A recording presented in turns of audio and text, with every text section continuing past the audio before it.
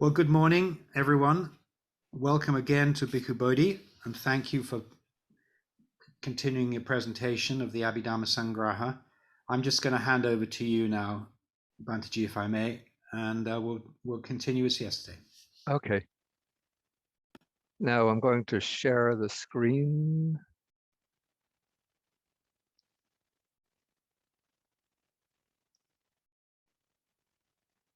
It's just have to close with things I don't need.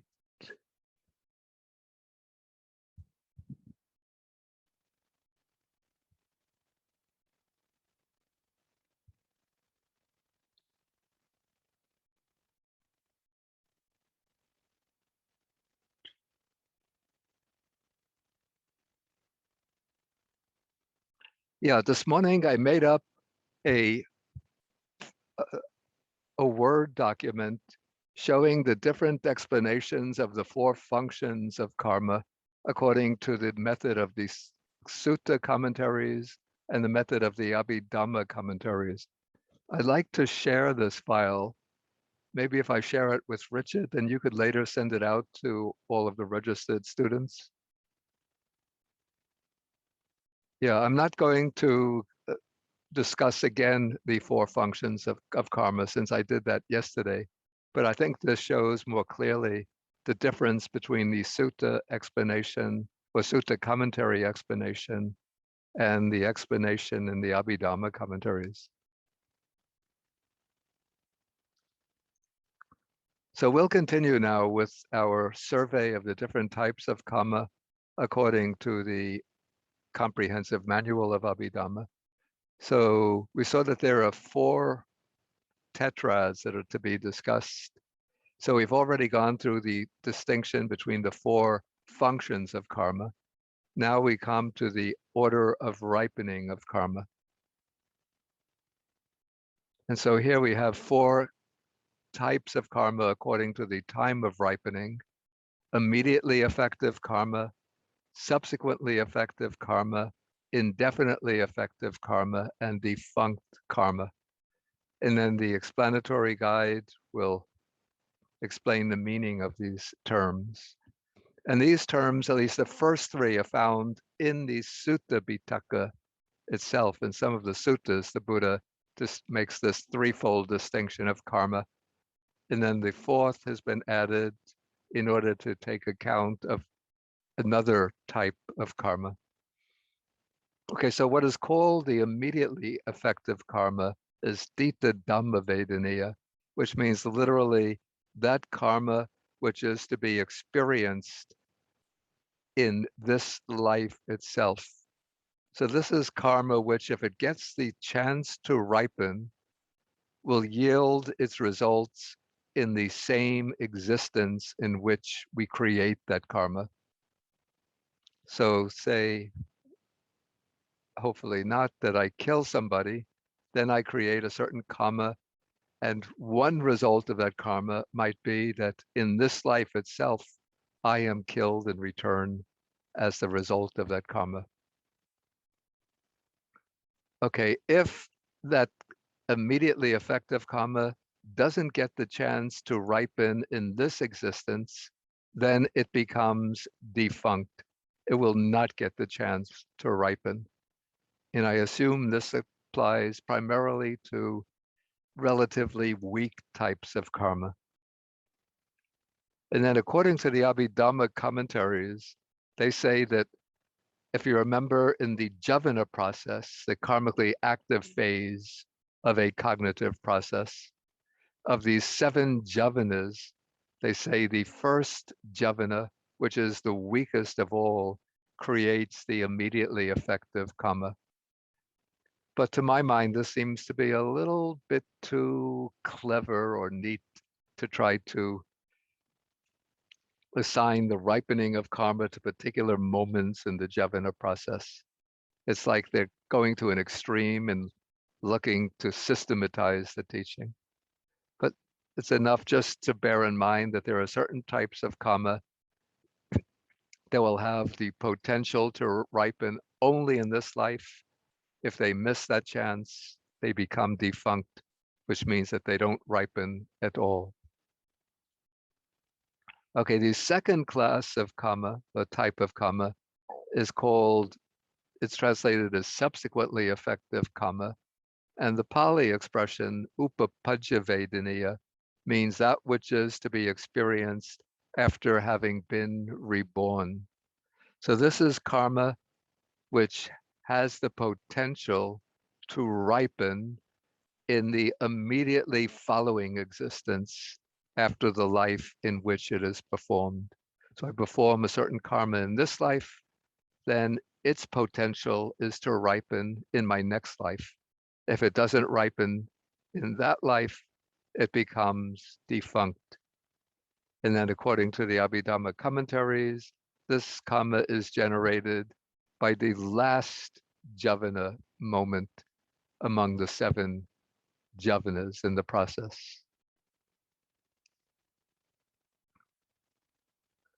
Okay, then the third time for the ripening of karma, a third type of karma by way of time of ripening, is translated as indefinitely effective karma. In Pali, uppara pariya vedaniya, which means karma that is to be experienced at any subsequent time. And this is said to be karma that can ripen at any time from the second future existence onward, whenever it gains an opportunity to produce results. And this karma never becomes defunct as long as one continues on in the round of rebirths. And so not even a Buddha or an Arhat is exempt from experiencing the results of indefinitely effective karma.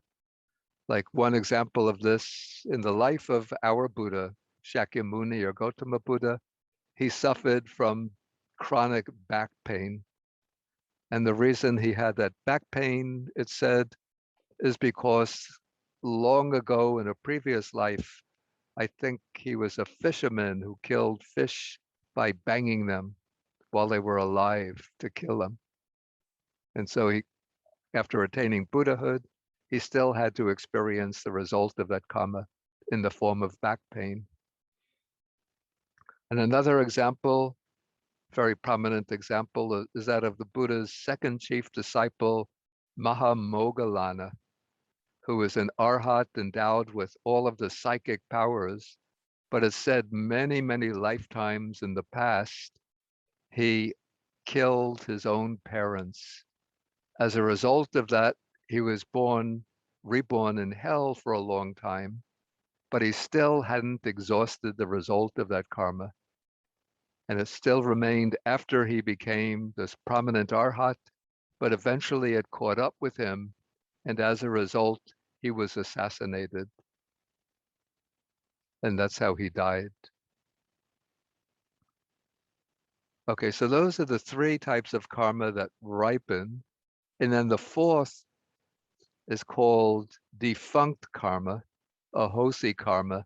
And this doesn't designate a special class of karma, but applies to any karma that was due to ripen either in this present existence, in the next or the next existence, but didn't meet conditions that would promote its ripening.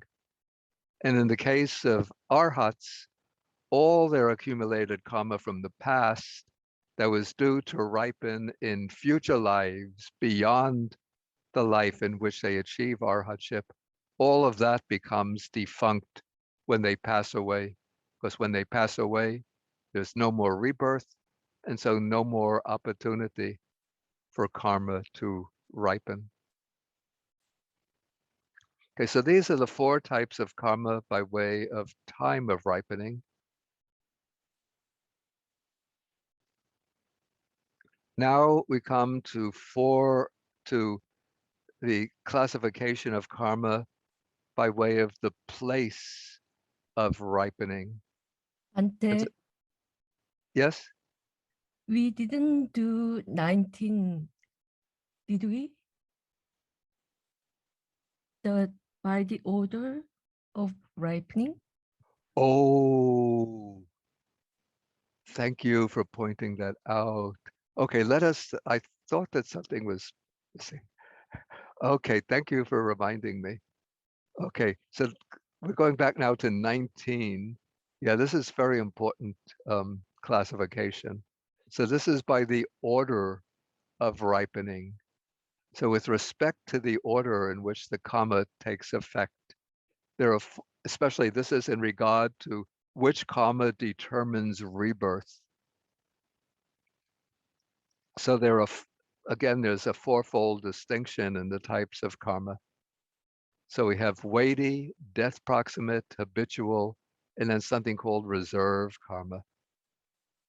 So in the order in which the effect of karma takes place, so this is the distinction in the order of precedence in taking on the role of generating rebirth into the next existence. So we've each created multitudes and multitudes of karma, even in this life itself. So amongst all of the karmas we've created in this life, which karma will take on the role of generating rebirth? Because what's interesting is that it's only one karma takes on the role of generating rebirth.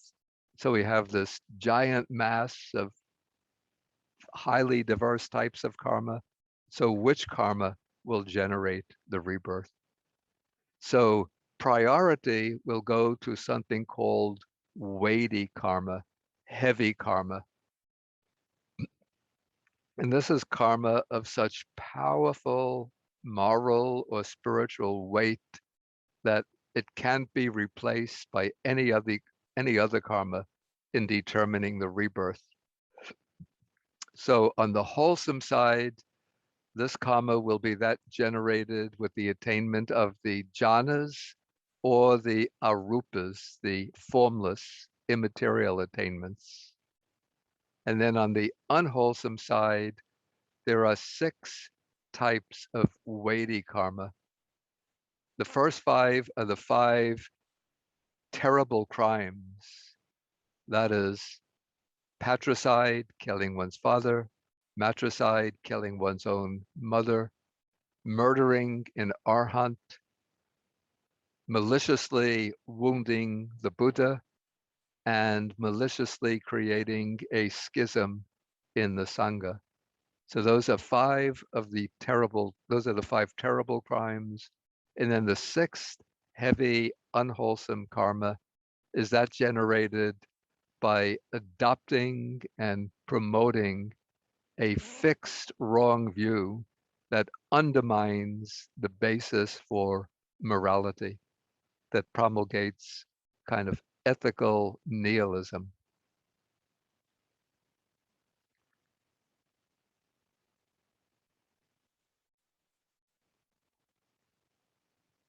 Okay, then after the weighty karma, so we have the weighty wholesome karma, weighty unwholesome karma.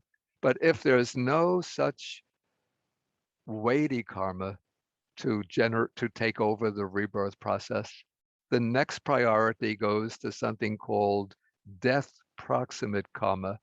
And this would have to be, I would call this a potent karma, remembered or done shortly before death, that is very close to the last javana process. The thing is that we're always generating karma even very close to the time of death. And so what will take on the role of generating rebirth is not just any karma occurring close to the time of death, but rather it's an especially potent karma, particularly one that is contrary to the general habitual tendency of a person's character in the course of their life. So I give some examples here. So if we have a person of a bad character who then maybe remembers a single good deed that he's done or performs a good deed just before dying, then he might take on a happy rebirth rather than a rebirth in the lower realm. And so we sometimes hear of cases like that, of somebody who is approaching the time of death. Then they think back on their life and they start to remember, oh, I was such a mean person, such a miserly person, such a spiteful person. If only I had lived differently. And then maybe just in that short interval before death, they start to develop a mind of loving kindness. Or maybe they will make out some checks and offer to a charity helping poor people, something like that. And then they rejoice in their good deed. And so then they will die with a happy and peaceful mind, and that death proximate karma will take on the role of generating the rebirth. And conversely, we might have a good person who's consistently performed good deeds, but then as he's approaching death, maybe he becomes very angry at the people around him, or very upset that he's dying, or maybe he performed some evil deed just before dying. And then that evil deed or that unwholesome state of mind can take over the rebirth process and cause an unhappy rebirth. Okay, but when we say that the exceptional good deed or bad deed governs the rebirth process, it doesn't mean that this person is going to escape from the ripening of their accumulated karma. That karma will get the chance to ripen and to bring its results in other ways.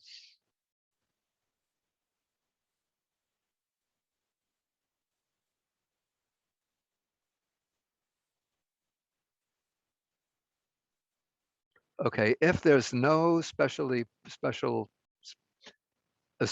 prominent death proximate karma, then the karma that takes on the rebirth generating role is habitual karma.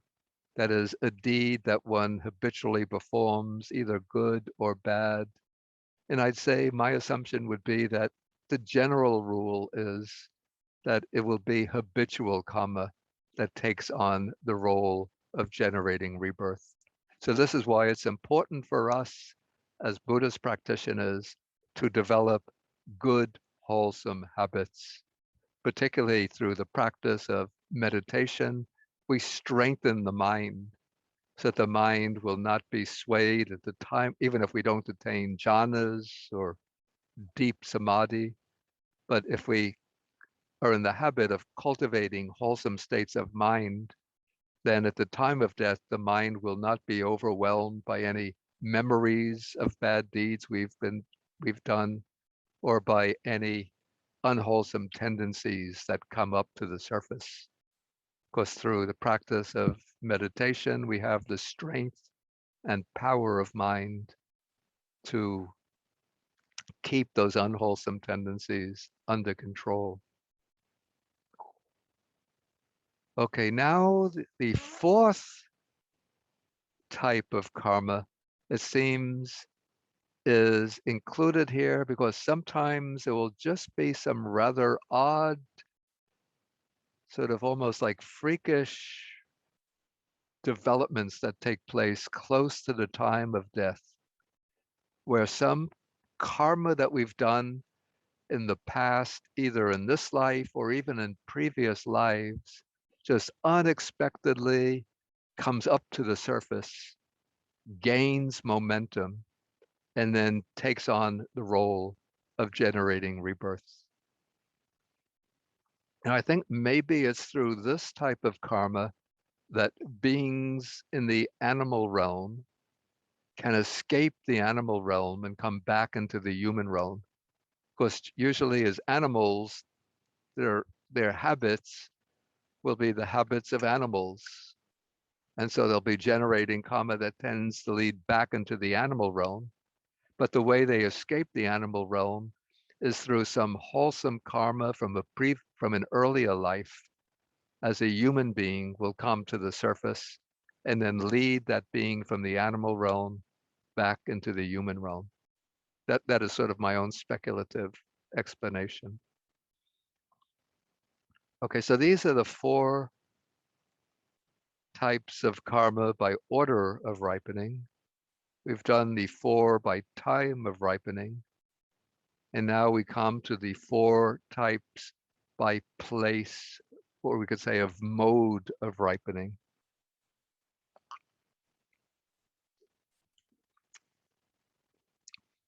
And to explain this, we have to take first the distinction in the different types of karma itself by way of its moral quality. And so we have 4 kinds of karma distinguished by its moral quality or ethical quality, unwholesome karma, then wholesome karma pertaining to the sense sphere, wholesome karma pertaining to the fine material sphere, and wholesome karma pertaining to the immaterial or formless sphere. Okay, so the unwholesome karma can be threefold according to the doors of action: bodily, verbal, and mental. But more specifically, we have a distinction by way of the 3 doors, a finer distinction into the 10 courses of unwholesome karma. This is a very important classification that we find mentioned again and again in the Sutta Pitaka. Okay, so we have unwholesome bodily karma, which is actions that generally occur through the body.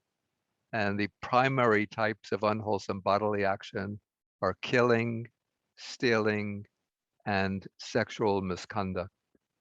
So 3 of body, then through speech, generally occurring through the door of speech, we have 4. False speech or deliberately telling a lie. Pisuna vacha, this is slanderous speech, which actually means, maybe it's better translated, divisive speech. It's actually a better translation. That speech that creates division between those who are living in friendship or harmony.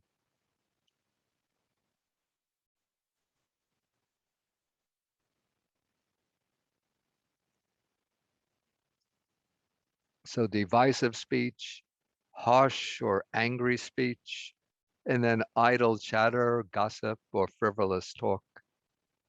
So those are the types of verbal misconduct. And then 3 courses of action that are purely mental, that occur through the mind door without coming to expression by way of body or speech. This is covetousness, ill will, and wrong view. And these will need a little explanation, which I will come to. Yeah, yesterday I spoke about the 10 unwholesome courses of action. And these are the types of karmas that have the potency to take on the rebirth generating role. These are the types of actions which can take on the role of producing the rebirth into the next existence, either the unwholesome type or the wholesome type.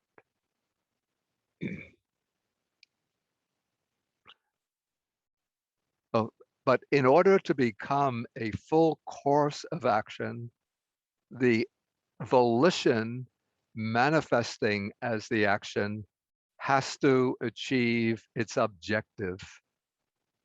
And this is an interesting point.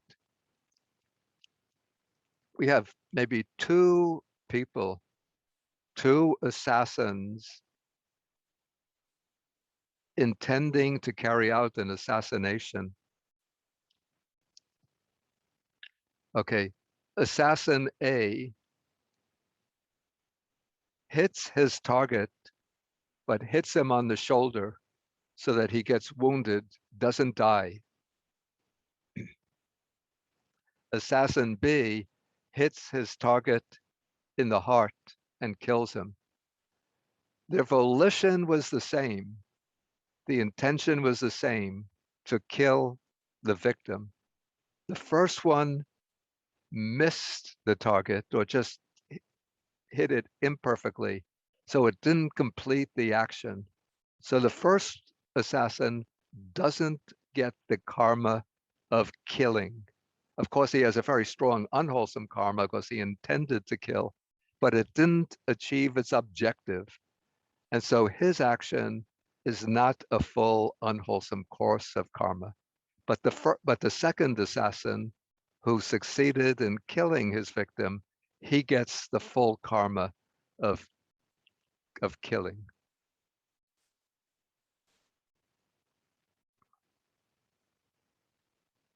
Okay, so we have 3 bodily, 4 verbal, 3 purely mental. Okay, of these that are purely mental, in order to become a course of karma, covetousness is not quite the same here as greed. Greed is the desire to obtain possessions for oneself, to obtain wealth, pleasures, and so on. But greed only becomes the unwholesome course of karma consisting in covetousness when it manifests as a wish to obtain the belongings of others. So even if one doesn't actually obtain their possessions and doesn't undertake any action to obtain their possessions, but if one has that strong, powerful desire to get the possessions of another, it becomes the unwholesome course of karma of covetousness. And similarly, ill will is very similar to hatred. It's a mode of the mental factor of hatred, but it becomes a full course of karma only when that hatred arises as the wish that another being or person will meet with harm and affliction, or especially death. Otherwise, if the hatred arises, it's certainly an unwholesome mental state, but it doesn't create that, and it creates unwholesome karma, but it's not a full course of karma with the capacity on its own to govern the rebirth process.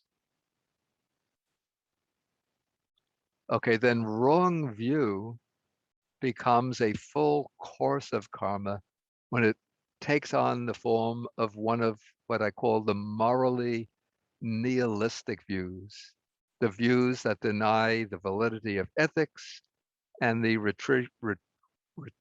retributive consequences of action. And a number of such views are mentioned in the suttas.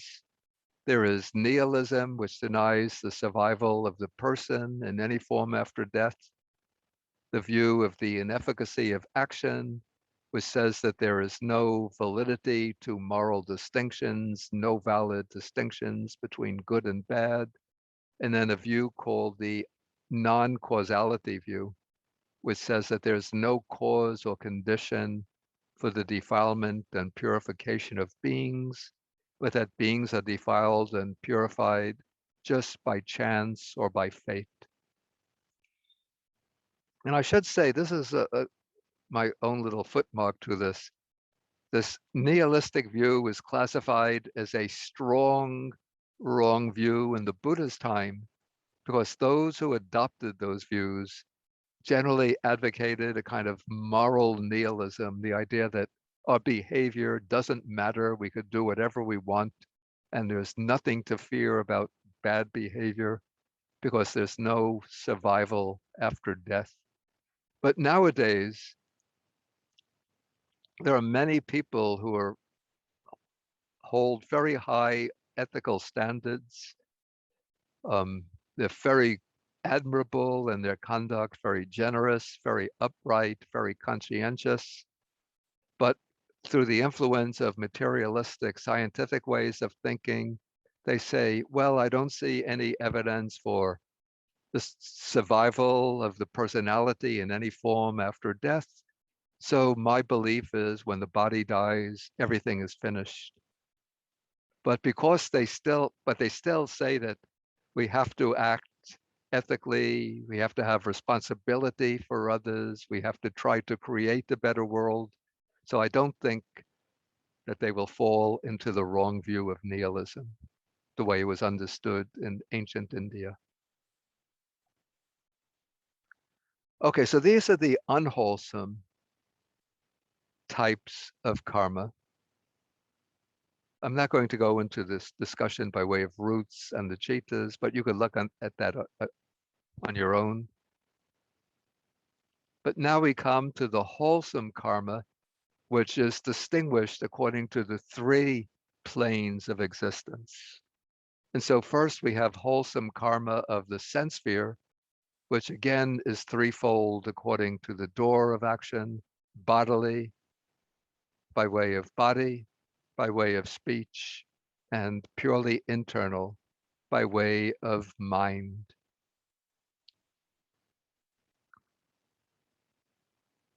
And just to dwell a little more on the first one, so by way of the door of action, we have the 10 courses of wholesome karma, which are the counterparts to the 10 courses of unwholesome karma.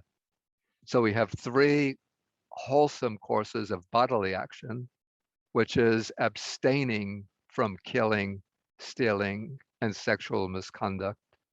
4 courses of wholesome verbal karma, abstaining from lying, uh, malicious speech, harsh speech, and gossip. And 3 wholesome courses of mental karma: absence of covetousness, absence of ill will, and right view. Or we could say more positively, generosity, goodwill, or kindness, and right view.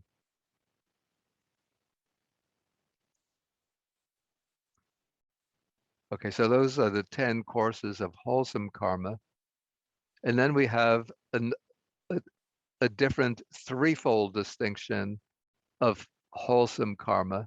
These are called sometimes the 3 bases of meritorious deeds: the practice of giving, the practice of sila, observing precepts, virtuous behavior, and bhavana, translated as meditation, but more broadly, the deliberate, intensified cultivation of the mind. And probably as a basis for merit, we would put under bhavana primarily practices like the development of the 4 Brahma Viharas: loving kindness, compassion, altruistic joy, and equanimity, or such meritorious meditations as recollection of the Buddha, Dharma, and Sangha. So those are the 3 bases of merit mentioned in the oldest texts in the suttas. But then in the commentaries, the bases of merit are expanded into 10 bases of merit. So we have the first 3 are the same: giving, virtuous conduct, and meditation. But then we have some additions: reverence, so showing respect and veneration to those who are worthy of veneration, to the Buddha, the Aryan Sangha, one's parents, and other admirable people. Service, being of service to others, helping the needy, the poor, the hungry, the homeless, or helping out in the monastery or meditation center, performing, cleaning up, getting the technical equipment, the recording equipment, and so on, the microphones all set up, different forms of service. Okay, then we have 2 important practices in the Buddhist tradition. One is sharing one's own merits with others.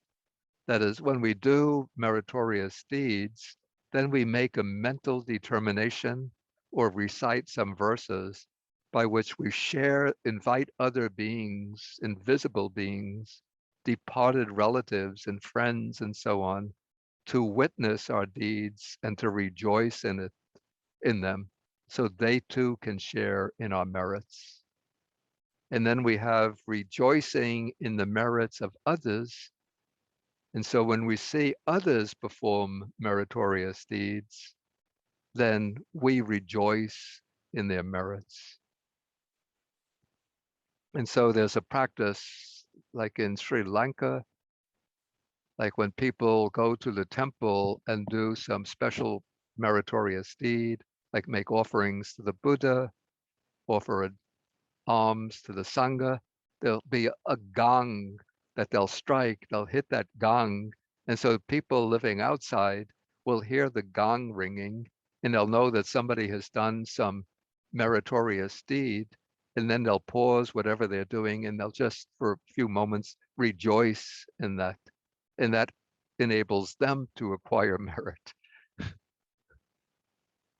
Okay, then there's hearing the Dhamma, that is going to listen to Dhamma talks, or nowadays, since we have printed books, we could also say studying the Dharma, to learn the Dharma, and then teaching the Dharma to others, whether giving formal talks or holding classes, or just explaining points of Dharma to one's relatives and friends, and then what's called straightening out one's own views, which is reflecting on the Dhamma and trying to understand it in order to clarify one's understanding and to gain greater wisdom.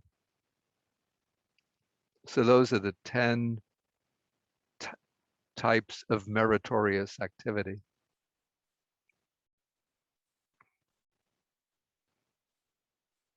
Okay, so that is wholesome karma of the sense sphere. Then we have wholesome karma of the fine material sphere. And this is purely mental karma. You can't generate fine material sphere karma by doing anything physical. You know, you could sit down, cross your legs in the lotus position and adopt the meditation posture, but just by that, you're not generating wholesome karma of the fine material sphere. But this karma arises only through attaining the meditative absorptions. And so this becomes fivefold by way of the 5 jhanas, according to the Abhidharma scheme, or fourfold by way of the 4 jhanas of the sutta scheme. So when a person enters into the jhana, then that jhana citta, that wholesome jhana citta, is generating wholesome karma with the capacity, the potency to generate the next existence as a rebirth into the fine material plane of existence.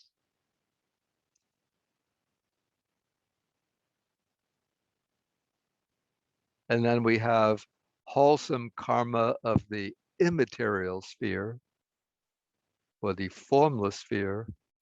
And this is the wholesome karma created when one reaches absorption into one or another of the 4 immaterial meditative attainments. So this becomes fourfold by way of the 4 levels of the immaterial meditative absorption: the base of infinite space, base of infinite consciousness, base of nothingness, base of neither perception nor non-perception.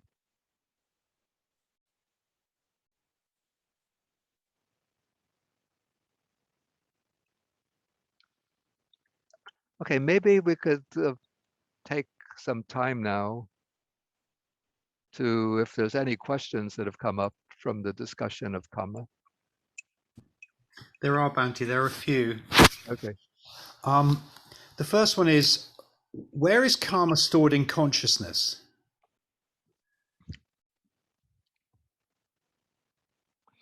It's an interesting question. And from the standpoint of the Abhidharma, what is said is that the karma is not actually stored in any particular place, even a psychological place, but rather what it says is that when you do karma, that karma creates a kind of potency with the capacity to produce its results if it meets the suitable conditions for bringing forth its results, for generating its results. But the karma, technically and strictly speaking, isn't stored anyplace. That's the standard answer. But it seems to me, this is sort of my own speculation, that the karma has to be sort of preserved in some form. And since in a later school of Buddhism, the Yogacara school or Chitta Matra school, the formulators of that system, to answer the question, where is karma stored, they posited a type of consciousness called the alaya vijnana, which is translated as the store consciousness. And they held that the consciousness, that the karma is stored in the store consciousness in the form of seeds. And those seeds have the capacity, when they meet with conditions, to ripen and bring forth their results. The schools of early Buddhism, like the Theravada, Savastivada, and even the early Mahayana, like in the Madhyamaka school, the early Madhyamaka schools, didn't accept the idea of the storehouse consciousness, but just held that once karma is created, at some point when it meets the conditions, it brings forth its results. But as I was about to say, it seems to me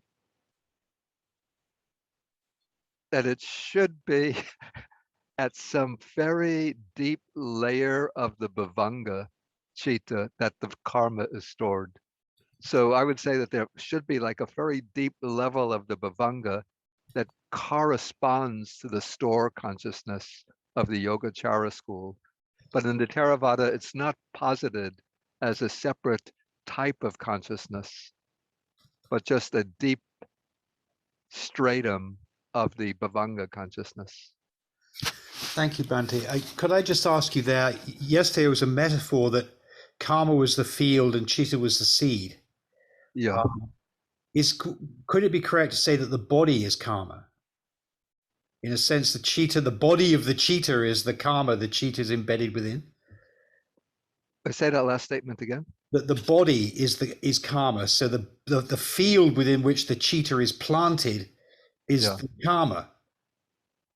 No, I would say the body itself is not karma, but the body is a product of past karma. Or at least certain functions of the body are the product of past karma.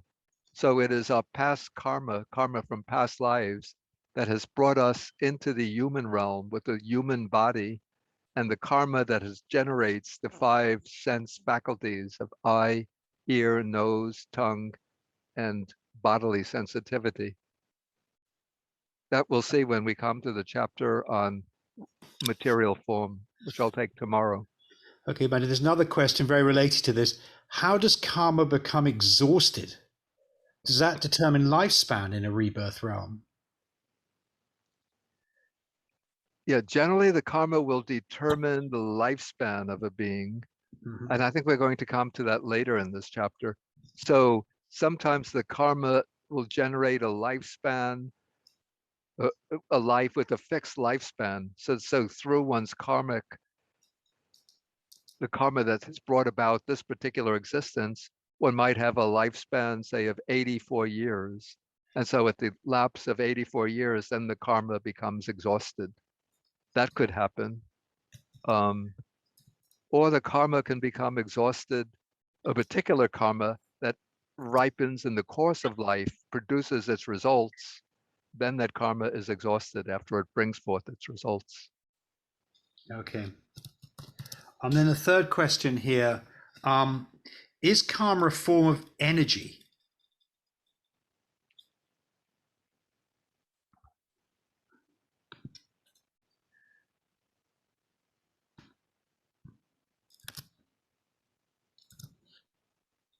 Maybe what one could say that a volitional action, okay, it generates karma. Let's see. Maybe we could call that karma, you could call it a form of energy, a form of energy that remains in latent form. What is that? Potential energy. And then when it meets with its conditions, it becomes transformed into kinetic energy, and that it's now operating actively to bring forth its results. Thank you, Bhante. But that's using a sort of modern language to explain karma. Right. Since some karma becomes defunct, Yeah. does that mean that some karma never ripens? Yeah, exactly. Yeah. Okay. Is death proximate karma similar to process free? Well, it says here the death in the process freed of death.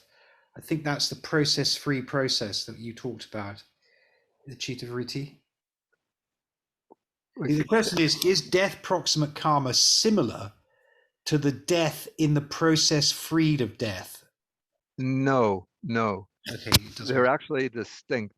The death proximate karma is occurring in a cognitive process. It's occurring in the javana phase of the cognitive process. And so it's part of the cognitive process. Chitta's belonging to the cognitive process. And it's generating more karma with the potential to produce results in the future. Whereas what's called the chuti chitta, the death consciousness, is just one momentary consciousness, one moment of consciousness that ends the current existence. It's sort of the end moment of the bhavanga, the signing off of the bhavanga. Okay. Then there's a question here. Attaining jhana seems very important in karma theory.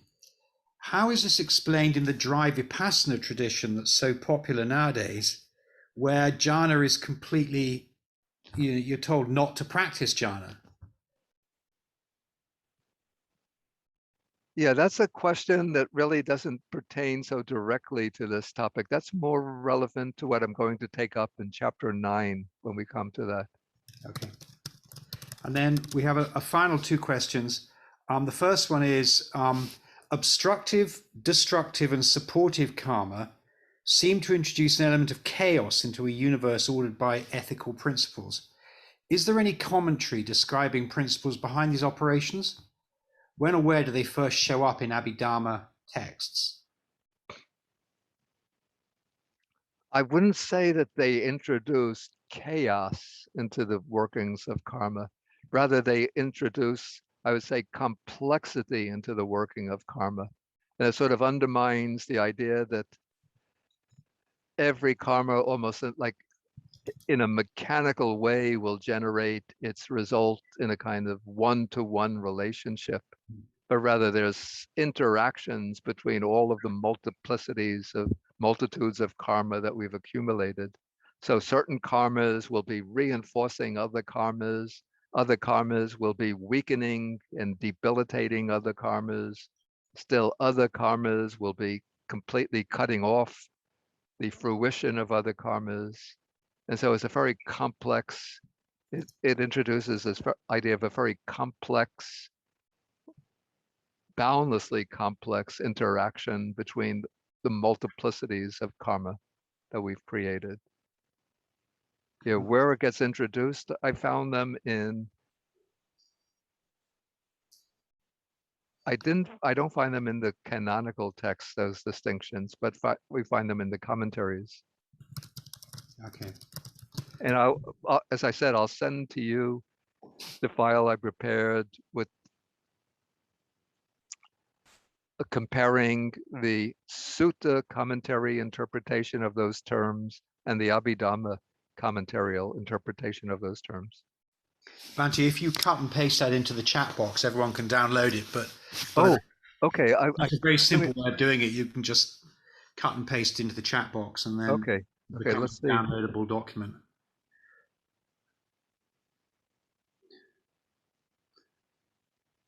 There we are. Perfect. I think it's there. Yeah. Okay. Yes, there. Now we can get Wow. downloaded. As simple as that. And then we've got two practical questions. It's very difficult to meet with the true teaching of the Buddha. What kind of karma does a person make to be able to meet the teaching of the Buddha in the next rebirth? Is meeting the Dharma a random resultant karma from good deeds in the past? Or any being will eventually meet the Dharma in time? Or is there a specific karma that causes that? I can't explain how it happened. I don't know how it happens for the first time, but what I would say is probably the karma generated by daily doing the going for refuge, reciting the formulas for taking the 3 refuges, and doing things like prostration to the Buddha. And particularly important will be maintaining a clear right view of the Buddha Dharma, gaining knowledge of the Buddha Dharma. So those would be, there are multiple factors that sort of create, we call affinity or connection with the Buddha Dharma, so that when we go from one life to the next, it will strengthen our disposition to meet the Dharma. Thank you, Bhante. And then finally, here's a nice question. If others help with death proximate karma, is this a kind of cheating? No, not at all. In fact, this is commonly done within traditional Buddhist countries. Like, okay, if somebody is lying, getting close to death, maybe the relatives will call the monk to come and give a little sermon to the dying person, or they'll invite monks to come and recite some blessing suttas, or they'll remind the dying person of his good deeds or his good qualities, and so on. And this way, it's helping to turn the dying person's mind towards the good and directing it away from fear, regret, sorrow, and so forth. Thank you, Bhante. And then we've got one. Could one think of karma as a change in the resonance of consciousness? I guess that's a sort of metaphorical way of speaking. So I'd say you could say performing any action changes in some way the resonance of consciousness. And so especially through the habitual karma, by repeatedly doing a particular type of good deed or bad deed, it will change the resonance of consciousness. Okay, I think we'll maybe have to move on now. No, that was great. That's all of them, Bhante. Thank you so much. Okay, so now we're going to come to the results of karma, particularly where different types of karma produce rebirth and what kind of results they produce in the course of life. So now we are in chapter 5, section number 27. So we always start at the bottom and work our way up. So unwholesome karma, excluding restlessness, that's except for the citta associated with strong restlessness. This produces rebirth linking in somewhere in the woeful plane. If you remember the 4 bad destinations, the hells, the animal realm, the realm of the pretas, or the asuras. So that's at rebirth, but during the course of existence, all 12 unwholesome cittas can produce the 7 unwholesome resultants anywhere in the sensuous world or the fine material world according to circumstances. So that's the original text, but this needs some explanation. Okay, so if you remember the classes of the unwholesome consciousness, the unwholesome cittas,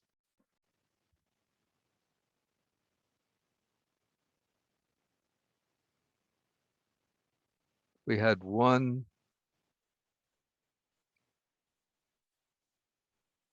that's associated with restlessness. Let's see if I can get it.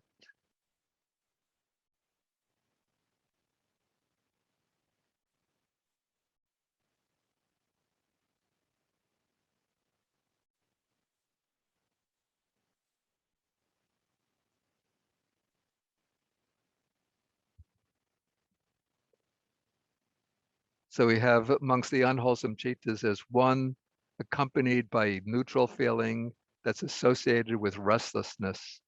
So this is considered to be the very weak unwholesome citta. So it's not able to take on the role of generating rebirth. But any of the other 11 unwholesome chittas can generate rebirth.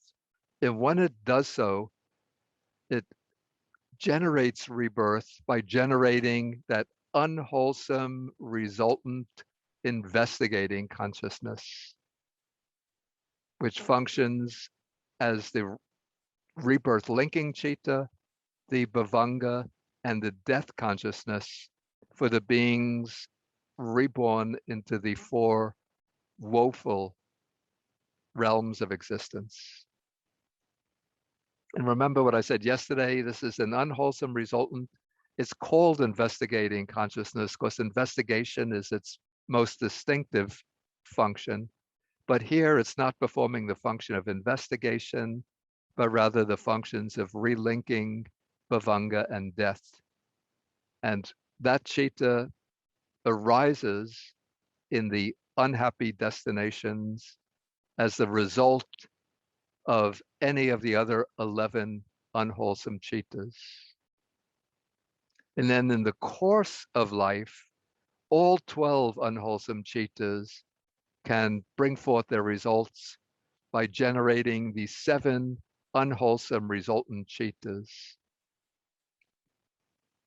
Those 7 unwholesome resultant chittas are the 5 types of sensory consciousness: eye, ear, nose, tongue, and body consciousness, the receiving consciousness, and the investigating consciousness with the function of investigation.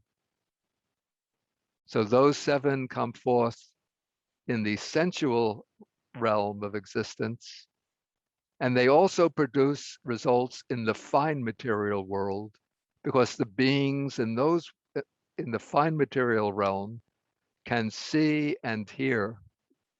We find in the suttas, they sometimes engage in discussions with the Buddhas, but they don't have the sensory sense organs of nose, tongue, and a sensitive body.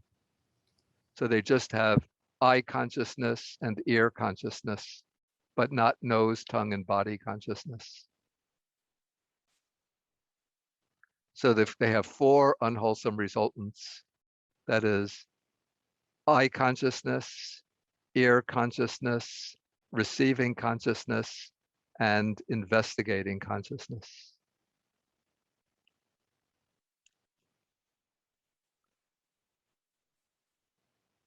Okay, so those are the results of the unwholesome karma. Now, it's interesting, of the results of the unwholesome karma, the only one that's actually painful is the body consciousness, the unwholesome resultant body consciousness.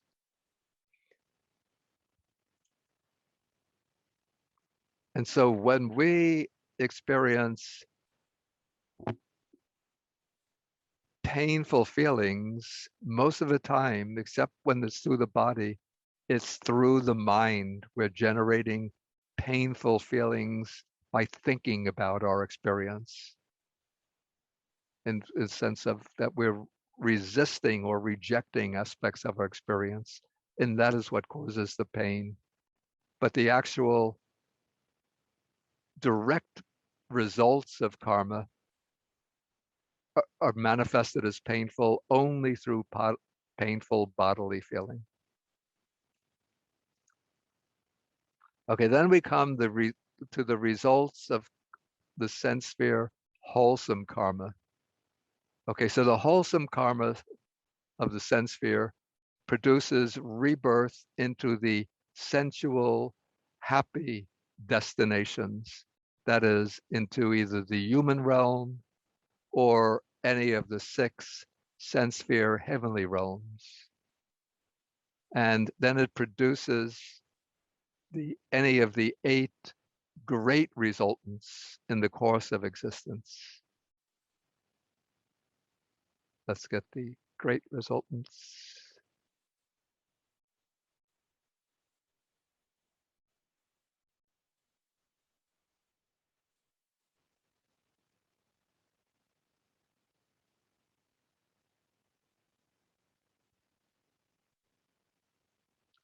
And so the 8 great resultants are actually the chitas, the resultant chitas that correspond to the 8 wholesome sense sphere chitas.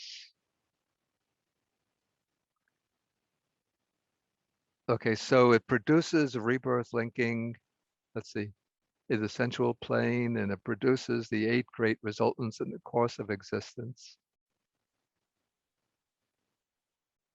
And it gives effect to the 8 rootless resultants anywhere in the sensual world or the fine material world according to circumstances. But let's see the details. We have to get the details here.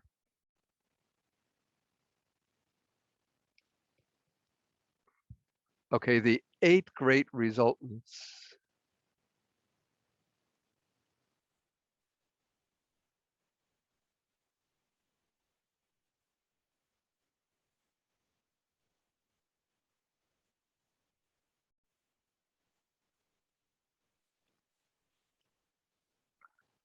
Okay, maybe I should treat it in this way.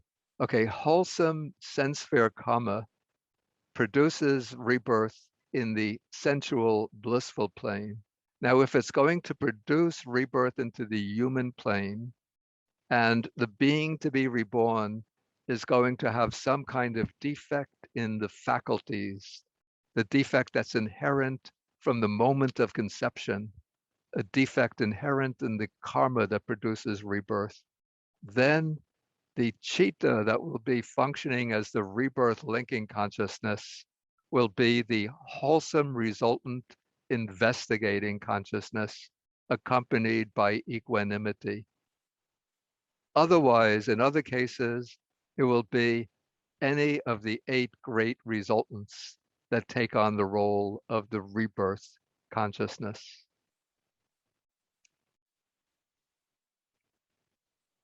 Okay, so here the great resultants occur in 4 modes.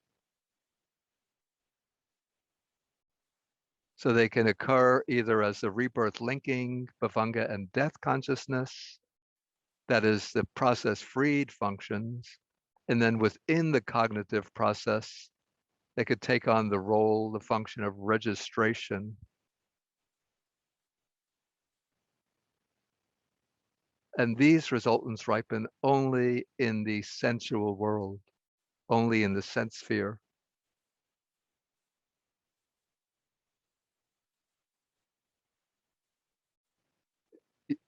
Okay, the 8 rootless resultants.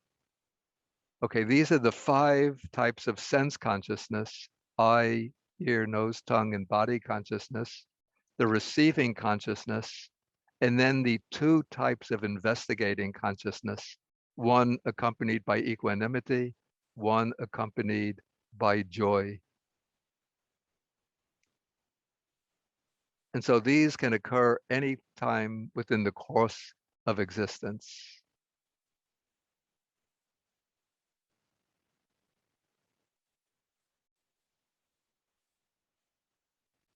Okay, we say all 8 rootless resultants ripen in the sensual world, but in the fine material plane, we don't find nose, tongue, and body consciousness.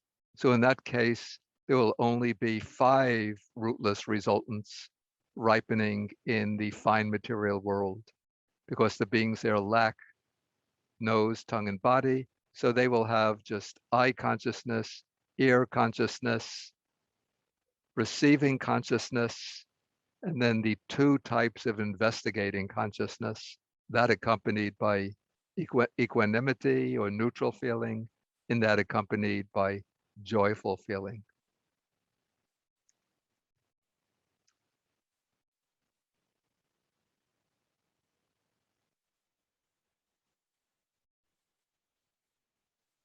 Okay, this is the correlation between the wholesome chittas and the types of resultants. And this is an important point, because it seems that the formulators of the Abhidharma lay down quite stringent requirements for getting good results. So it's the superior wholesome karma accompanied by 3 roots produces rebirth linking, similarly accompanied by 3 roots. And then during the course of existence, it gives effect to 16 kinds of resultants. We'll have to see what those are. Okay, first I'll go through the original text, then we'll take the explanations. So we're going to have a distinction in wholesome karma between superior grade and inferior grade. So superior and the ideal type of rebirth linking in the human realm, if you're going to be reborn in the human realm, is to have the 3 good roots. Because the 3rd good root is the root of non-delusion or wisdom. And it's that potential, that root of non-delusion that establishes the potential for gaining states of wisdom, for attaining the jhanas, the insight knowledges, and the paths and fruits. So if we're going to come into the human realm, we want to have 3 roots. And for that, we need the superior wholesome karma accompanied by 3 roots. Okay, then wholesome karma of an inferior grade, it could be accompanied by 3 roots,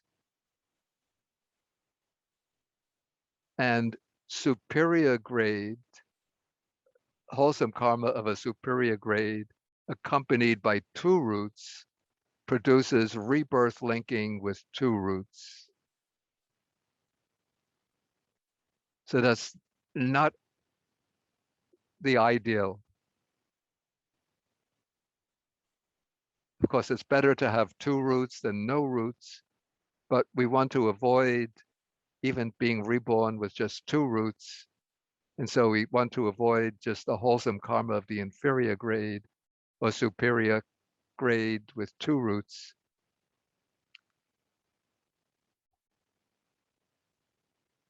And then the wholesome karma of an inferior grade accompanied by 2 roots produces rebirth linking without roots.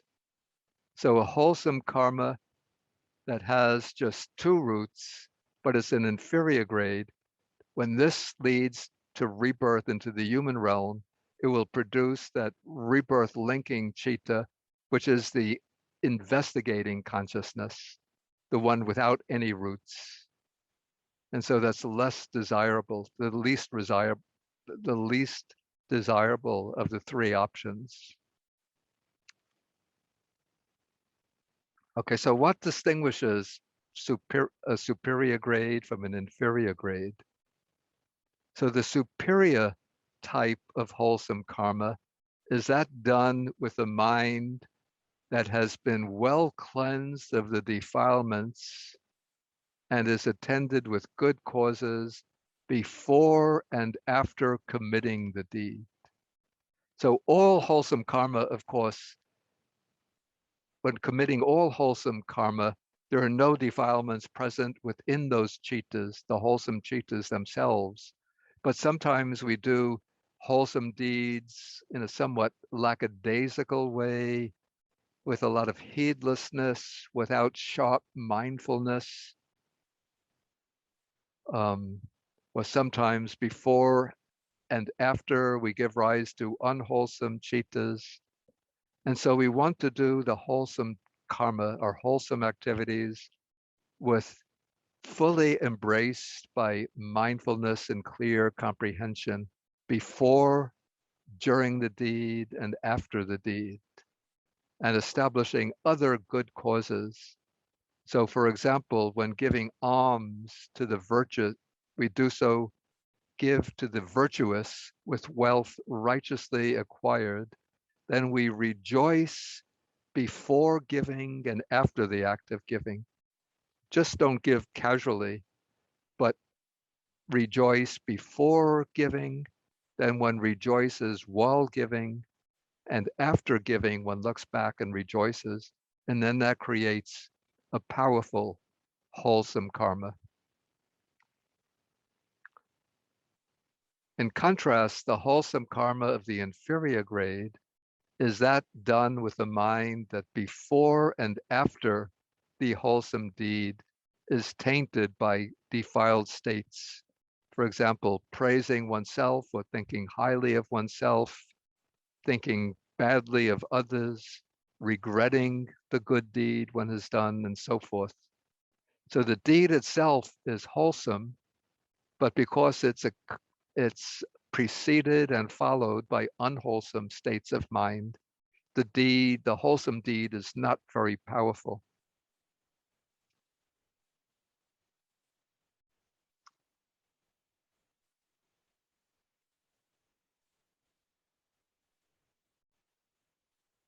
So that's the distinction between the superior grade and the inferior grade.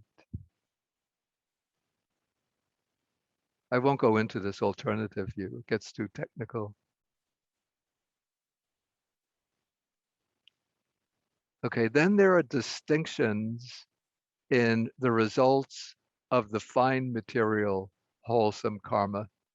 And these distinctions are determined by the power of the jhanic attainments, or the skills of the meditator and the power of the jhanic attainments. So in regards, say, to the wholesome karma of the fine material sphere, so those who develop the first jhana to a limited degree are reborn into Brahma's retinue. Let's get the division of these realms.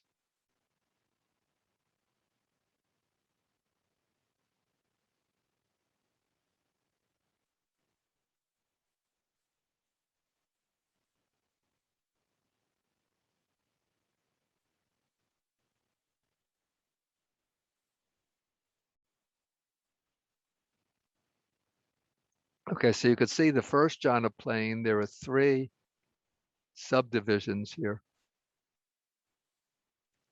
And so we go from the lowest to the middle level to the highest level.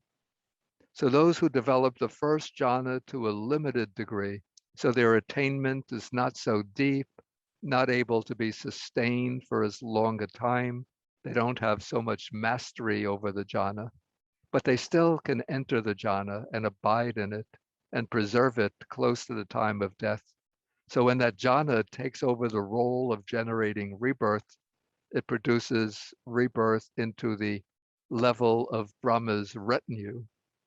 Those who develop the first jhana to a middle degree, where there's a middle degree of strength and skill in the jhana, are reborn amongst Brahma's ministers, and those who develop it to a superior degree are reborn among the Mahabrahmas at the highest level of this first jhana plane.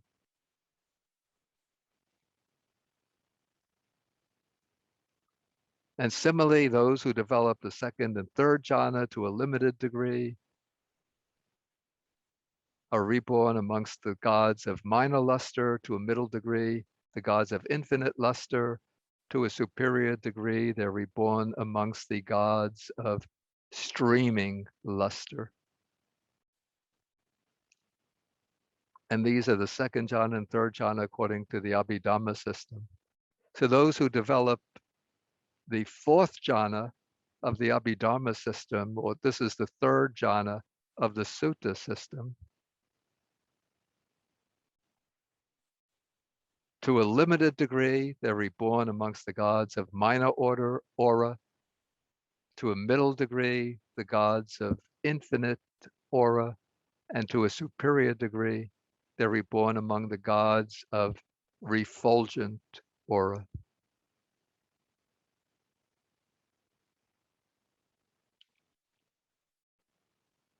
Okay, with the fifth jhana, we come to, or the fourth jhana of the sutta scheme, we come to some peculiarities.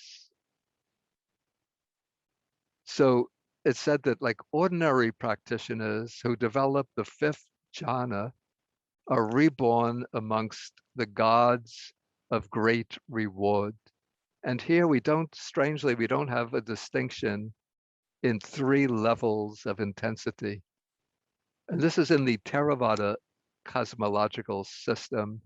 But some years ago, I looked at the Sarvastivada Abhidharma system, and they have 3 divisions corresponding to the 3 levels of intensity. So the Sarvastivadins have two more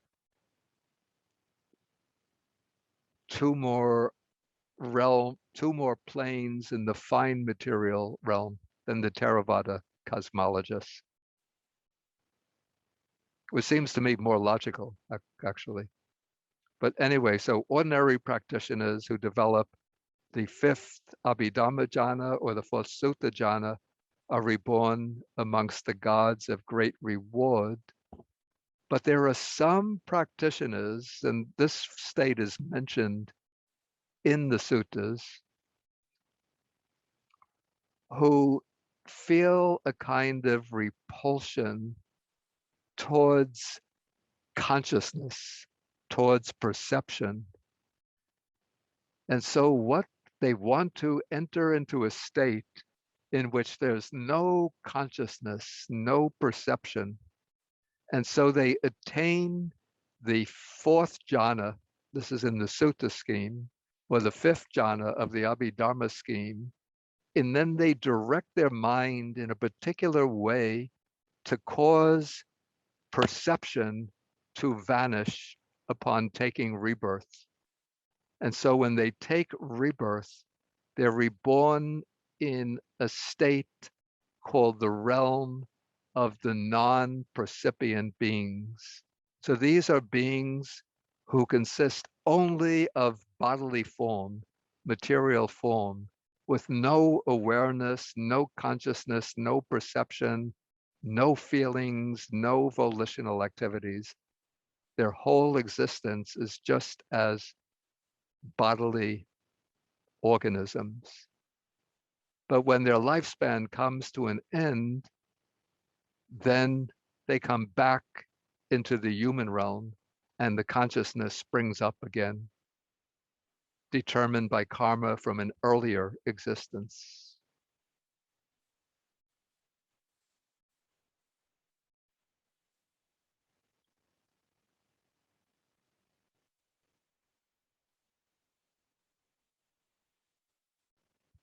Okay, so here it's explained that each of the 5 fine material jhanas produces as its karmic result the resultant fine material sphere citta that is its exact counterpart.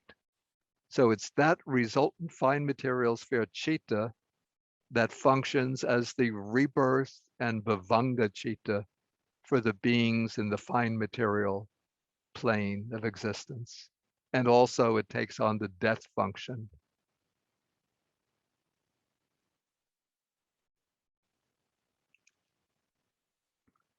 And the same for the beings in the immaterial sphere.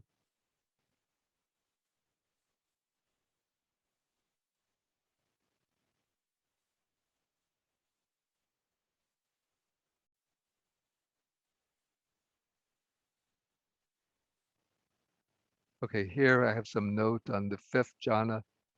So in this plane, all worldlings, stream enterers, and once returners who develop the 5th jhana in the normal way, whether to a limited, medium, or superior degree, are reborn in the realm of great reward.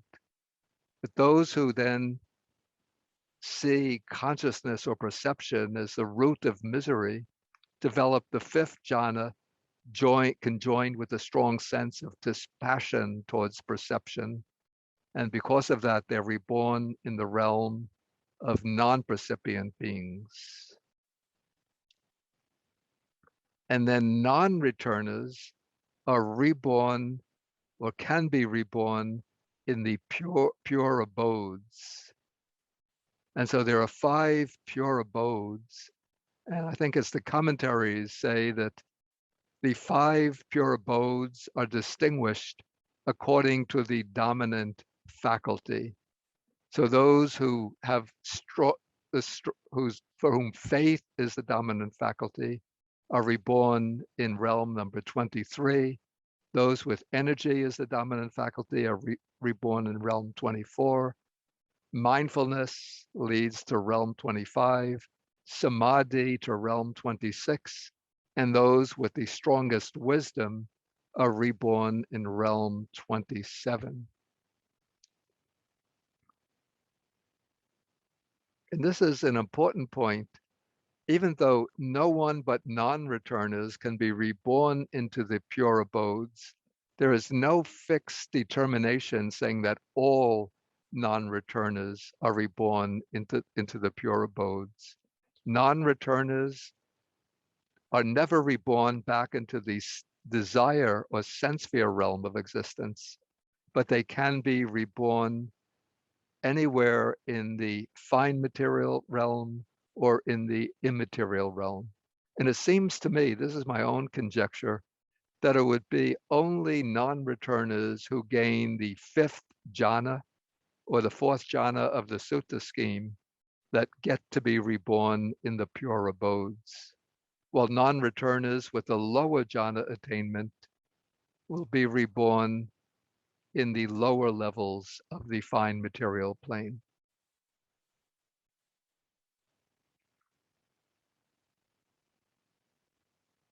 Okay, then the results of the immaterial sphere wholesome karma. So these are the 4 immaterial meditative absorptions. So these lead to rebirth in the immaterial planes corresponding to their attainment. So we have the 4 immaterial planes.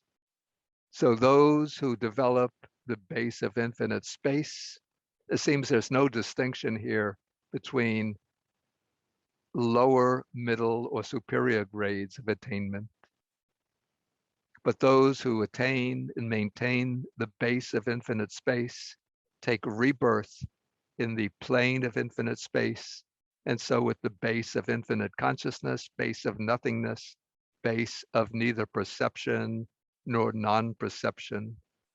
And each of those immaterial sphere wholesome chittas produces its corresponding resultant citta with the 3 functions of rebirth linking, bhavanga, and death in the immaterial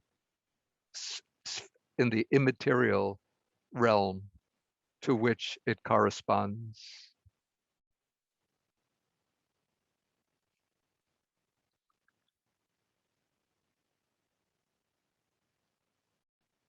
Okay, so this takes us through the distinctions of karma and the results of karma. So maybe we could take some more questions at this point. Yes, Panti, there are only a couple actually from this. Okay. First one, there are a couple of sort of general questions. One is this: since the function of chittas can change, this metaphor of the basketball coach who's also a neurosurgeon, why is investigating consciousness always specified in the description of karmic rebirth rather than some other consciousness? Why is it not just some other? Why is it always called investigating consciousness? Is there any meaning to that?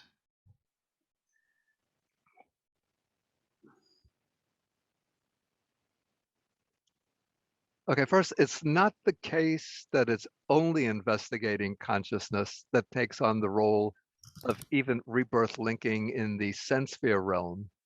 The investigating consciousness takes on the role of rebirth linking for beings reborn in the lower realms of existence. So that's the unwholesome resultant investigating.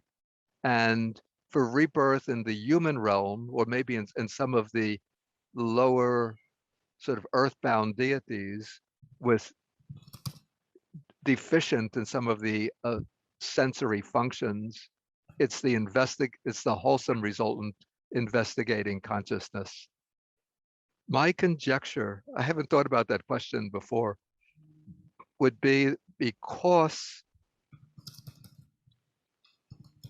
this is a mind consciousness element. Let me look at it this way.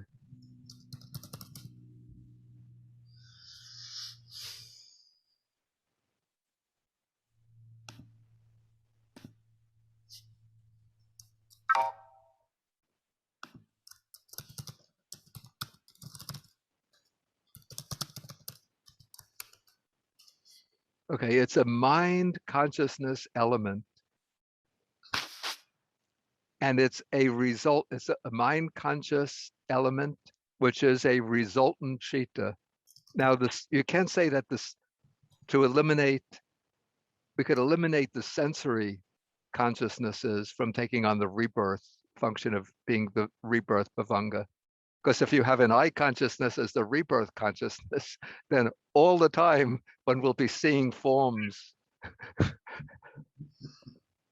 When one isn't fully aware, one will be seeing things. If you're an ear consciousness, it'll always just be hearing sounds. Okay, so it can't be any of these. And the receiving consciousness is, my speculation is that it's too weak because it only has the function of receiving the impression through the sense consciousness.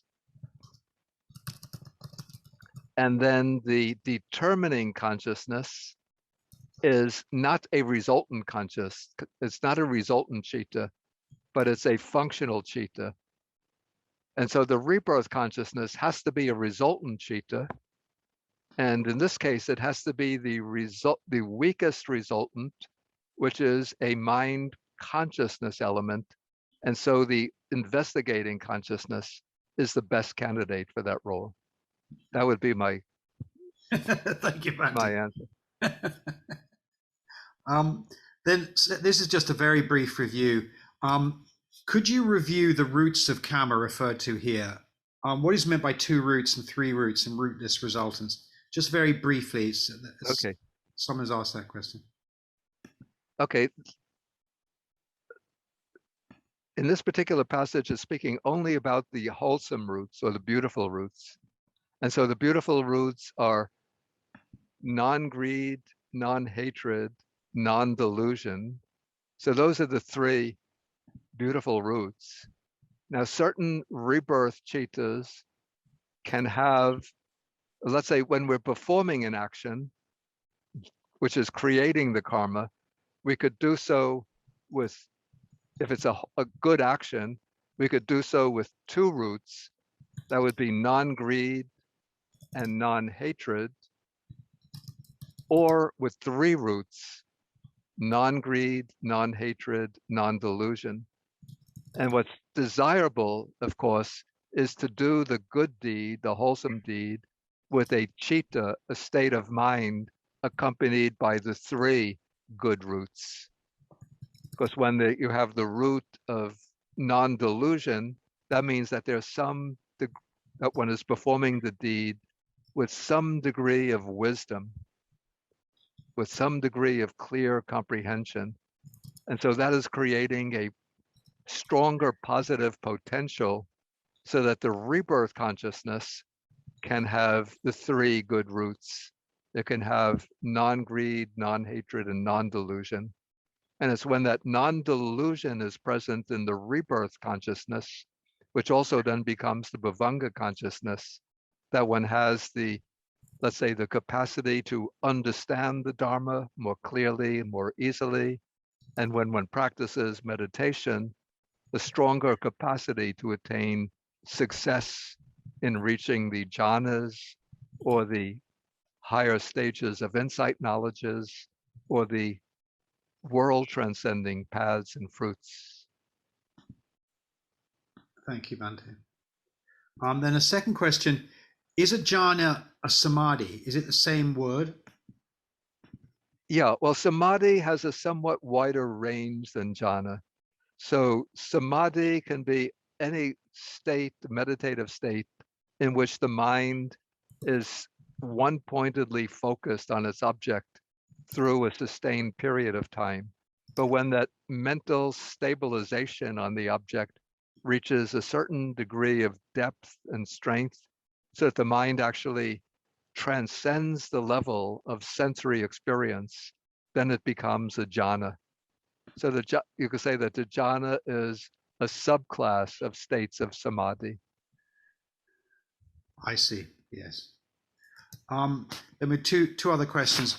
I do not have any direct experience of the higher realms.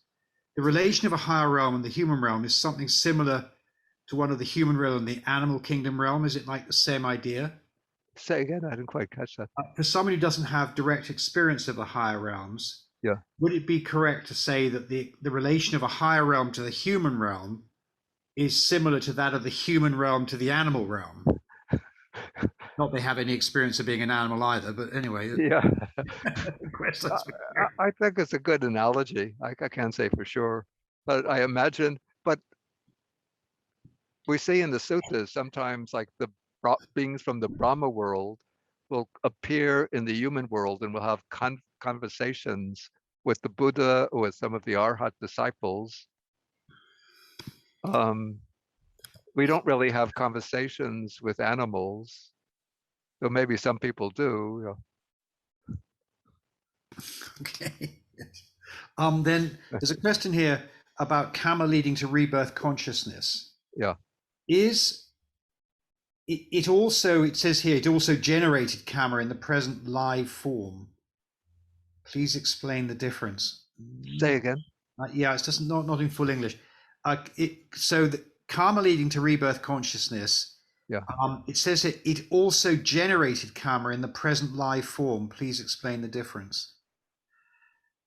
I'm not sure I understand. I think maybe they mean in the course of existence. Yes, I think they do, yeah. I think that's what is meant. Yeah, so the karma can produce its results in two ways.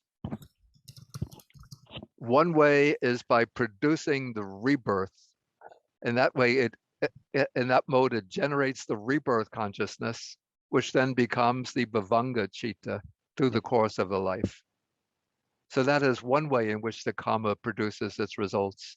The other way is in the course of the life, in which, say, after I take rebirth, say as a human being, then I meet with some occasions of good fortune, that it would be could represent the ripening of good karma from the past, or else I meet with frustration, failure, disappointments, obstructions, that could be other karma from the past ripening in the course of life and producing undesirable results.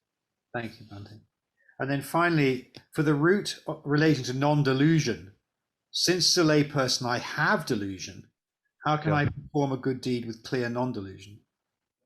Yeah, even though we have delusion sort of as an inherent, an underlying tendency of the mind, but we can perform deeds in which, let's say, wisdom and understanding is the active force within that, the performance of that deed. In that case, delusion is still present as an underlying tendency, but in the functioning of consciousness, the delusion is not operative, but it's actually understanding or wisdom that's operative. I see. Thank you, Bhante.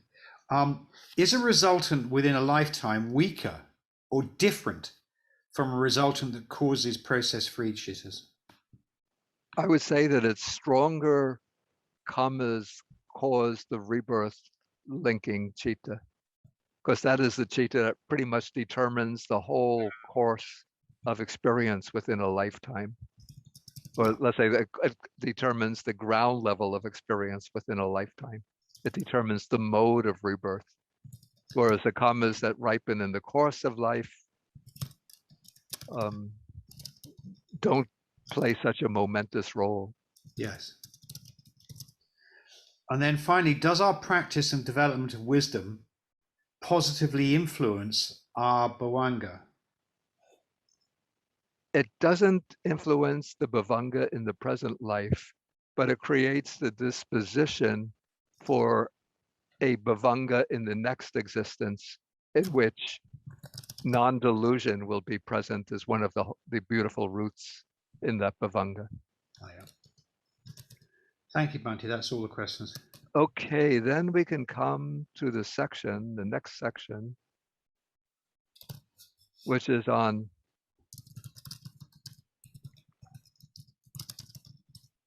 the process of death and rebirth. This is a very important section. And so first, the text mentions the four means in which death comes about. So through the expiring of the lifespan of the vital force that maintains life, or through the expiry of the karmic force that brought rebirth into this particular existence, through the simultaneous expiry of both vitality and the karmic force. And then fourth is through the intervention of a destructive karma. Now we're going to get some elaboration here. So the expiration of the lifespan or the life force. So this is the kind of death that comes about for the beings in those realms of existence where the lifespan has a definite limit. So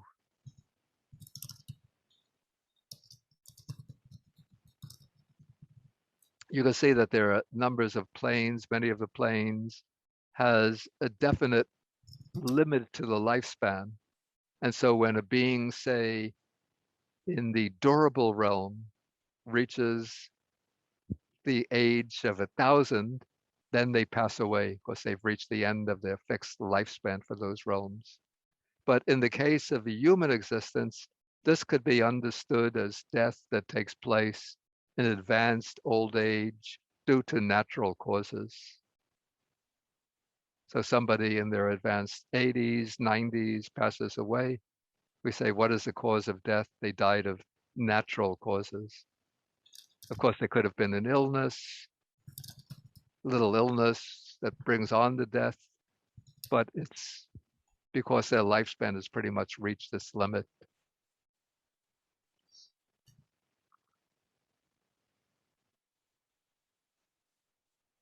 And then I say here, if the productive karma is still not exhausted when death takes place through reaching the maximum age, that karmic force can bring about another rebirth on the same plane or some higher plane, as in the case of the devas.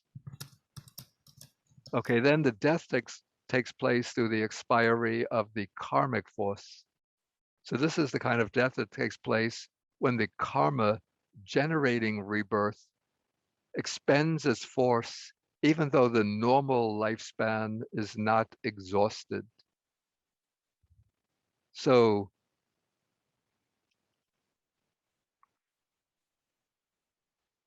I'm trying to think how this could be different from the intervention of a destructive karma.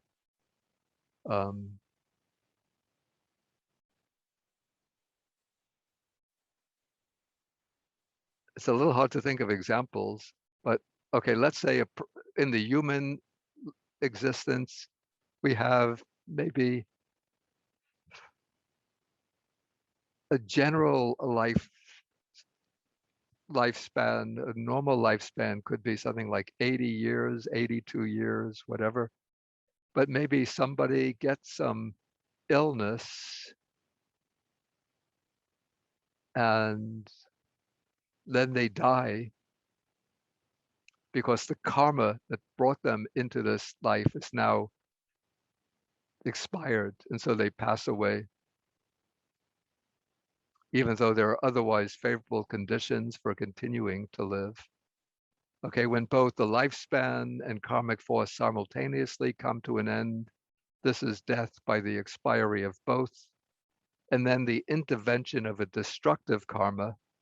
This is the term for the death that occurs when a powerful destructive karma cuts off the force of the rebirth generating karma even before the expiry of the lifespan. Okay, so this is, say, the person has,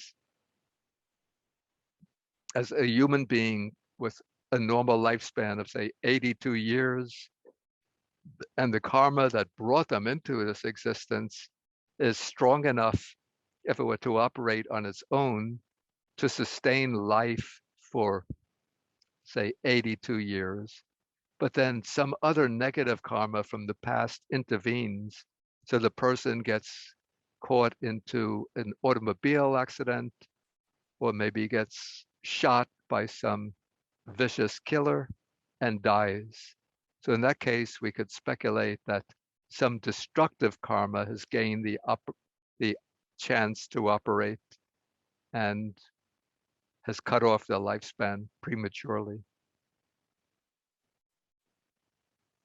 And so the first three types of death are known as timely death, even though a person might die through the expiry of the karmic force before they reach the normal end of their lifespan. But the fourth one is called untimely death. So we can say premature death.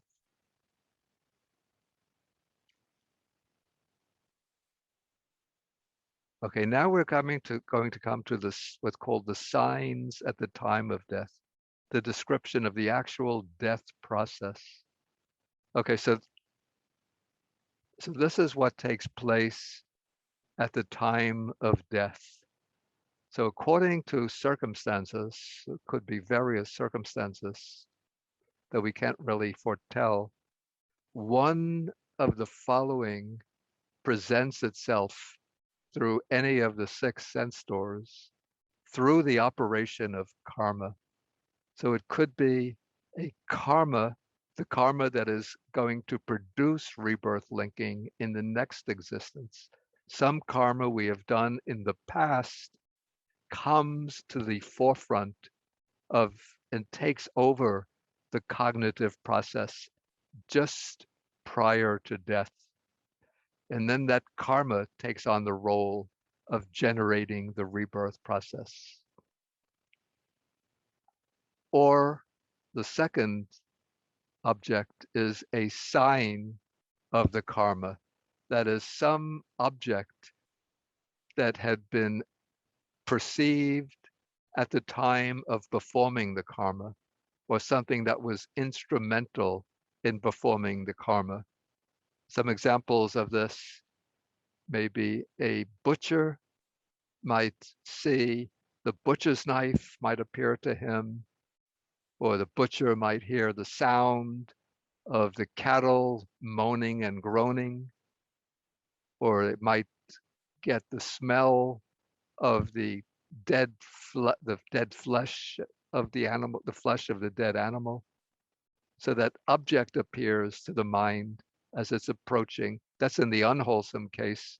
In the wholesome case, let us say a devotee might have an image of, maybe a Buddha image might appear,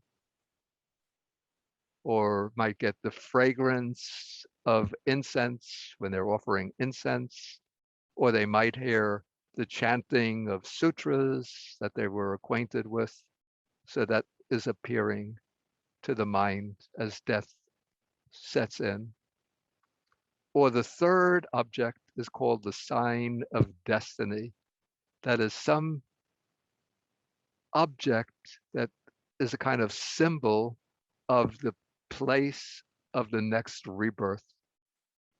So if somebody is about heading for the hell realms, they might see the flames of hell, or they might see the wardens of hell with their terrifying faces reaching out to grab them. Or if they're going to be reborn in the animal realm, they might see the forests, and they might see the troops of animals towards which they are heading, maybe a group of monkeys or a group of deer or a pack of wolves, whatever. If they're heading towards a human rebirth, they might see, I don't know, shops and the family. Or if they're heading towards a heavenly rebirth, they might see divine celestial palaces and so forth. So these are the objects that present themselves to the javana process of the dying person, not to the death consciousness itself. And then that object of the last javana process in this life then becomes the object of the rebirth consciousness and bhavanga in the next existence. And that becomes, in turn, the object of the death consciousness at the end of the next existence. So for us now, what will be the object of our death consciousness is the object of our present bhavanga consciousness.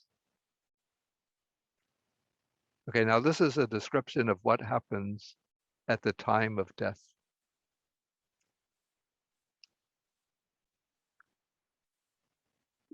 Well, first I'll read the translation of the original text.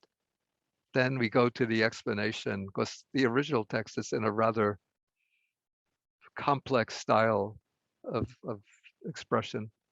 Okay, so thereafter, attending to the object thus presented, the stream of consciousness, we'll skip over this, continually flows, inclining mostly towards that state, or that rebirth productive karma presents itself to a sense door in the way of renewing.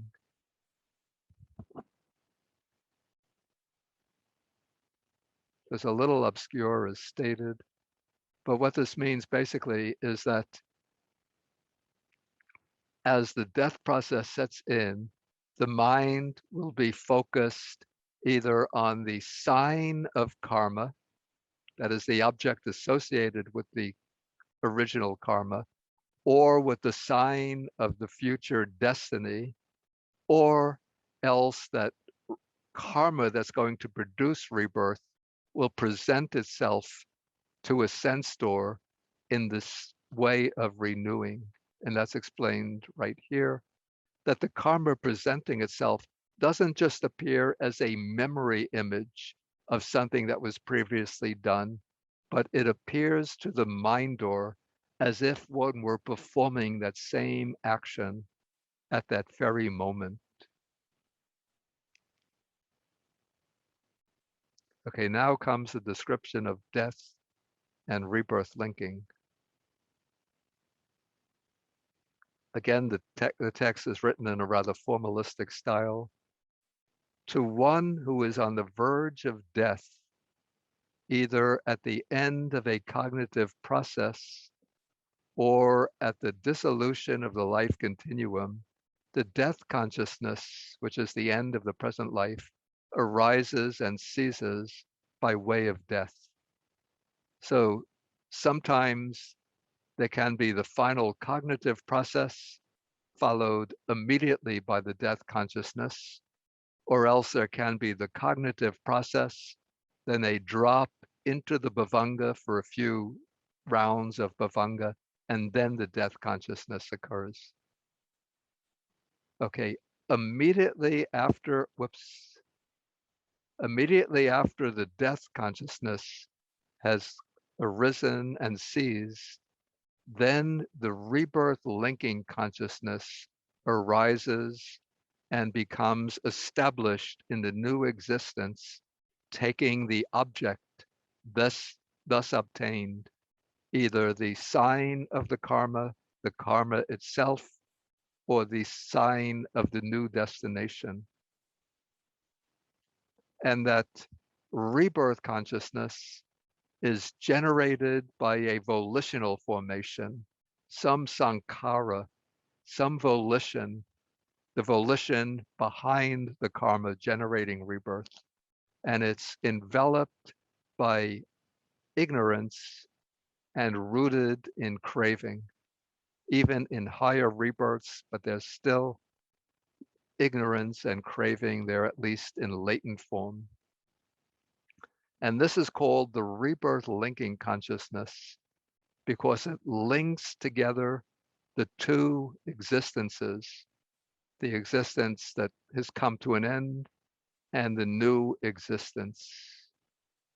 And then it acts, that rebirth linking consciousness acts as the basis or foundation for the other mental factors that occur associated with the rebirth consciousness. Okay, so let's get some of the explanation. So the last cognitive process begins when the bhavanga is interrupted. Then it vibrates for one moment, then it stops. Then there might occur a sense door process, taking some object at the sense door, or a mind door process, taking as its object either some sense object or a purely mental object presented at the mind door. Okay, within this last javana phase, the javanas run for only 5 mind moments rather than the usual 7, because the mind stream at this point is weak. So it's not strong enough to sustain 7 javanas, but 5 javanas takes place.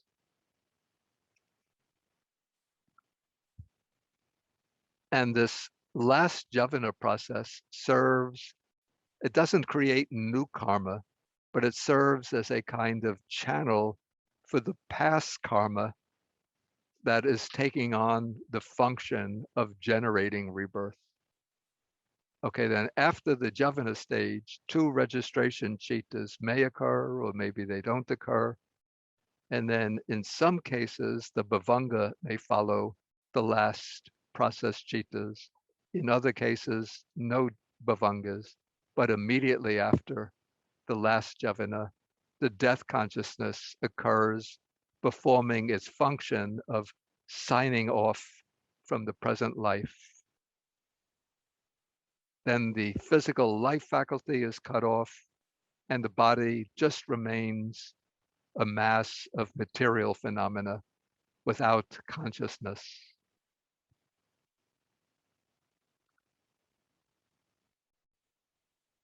Okay, following the dissolution moment of the death consciousness, there arises in the new existence the rebirth linking consciousness, taking as its object the object that was obtained in the final javana process of the previous life.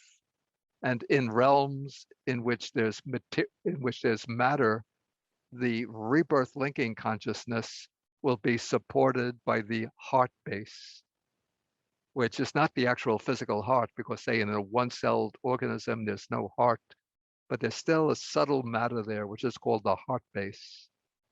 That's in realms that include matter.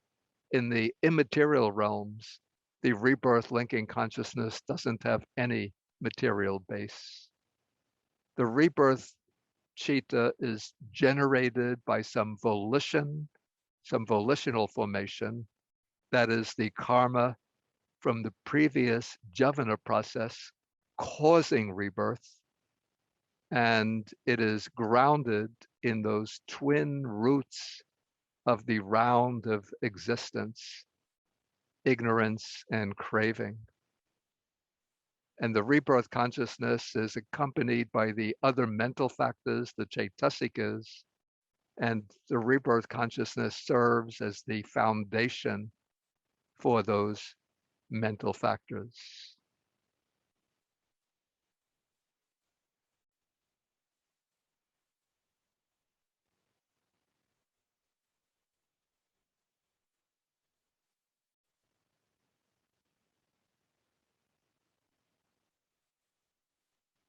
Yeah, this gets rather complex. The objects in a sense sphere rebirth process.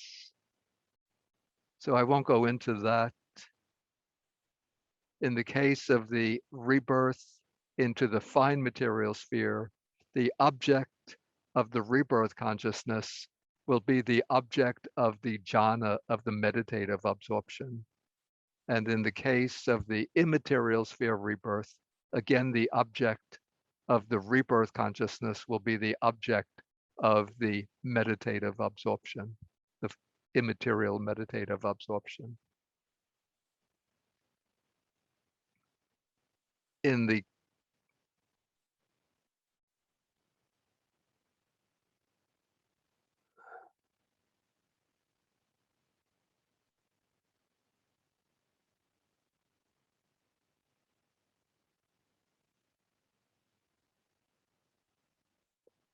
case of the non-percipient beings, since they don't have any rebirth consciousness, what arises in the immaterial, in the non-percipient realm of existence is just a physical organism.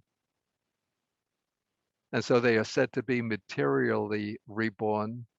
And those who are reborn into the immaterial planes are reborn without a physical body, but just with mind and mental factors.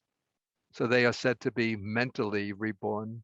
And the rest, all of the other beings, are reborn through a combination of physical matter and mind.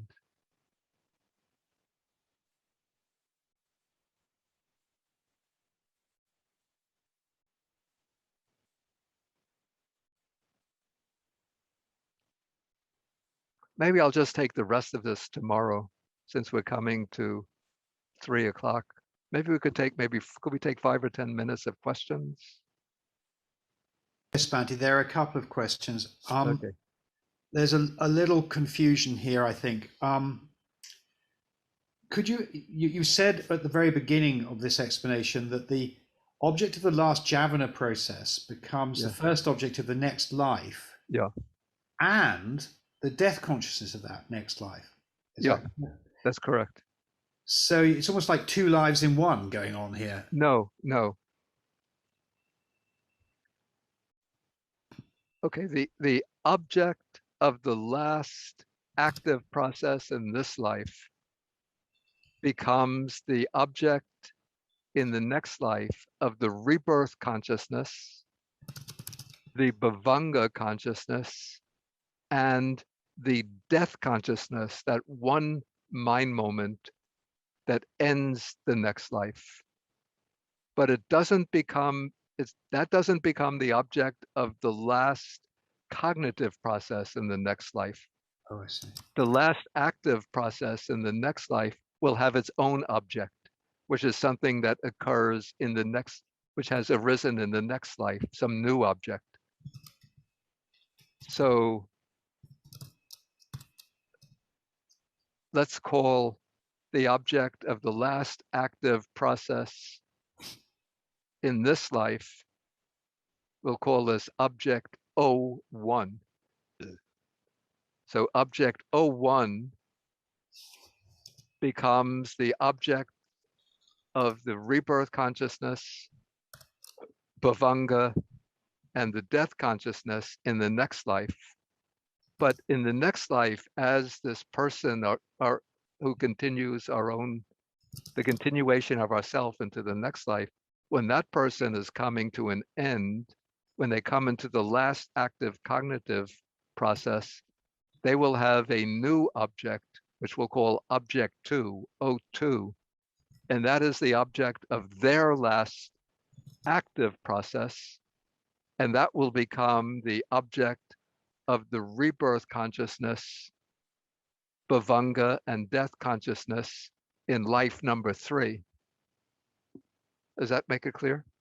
To a point. The only thing is that this idea of death consciousness, death consciousness can have an object, but actually the rebirth consciousness has another object. Yeah. It's confusing. So why does death consciousness have an object at all? Surely it doesn't have any power. I guess because every citta needs an object. Oh, I see. It's just a technical point. Yeah, it's just a very bare minimal function of just ending this present life. Right. It doesn't really do anything in regard to that object. Right. It's just there. Yeah. A link. Yeah. Then a second question is this difference between a lifespan Yeah. and karmic exhaustion. It appears that they are separate because you can have a fixed lifespan in some way.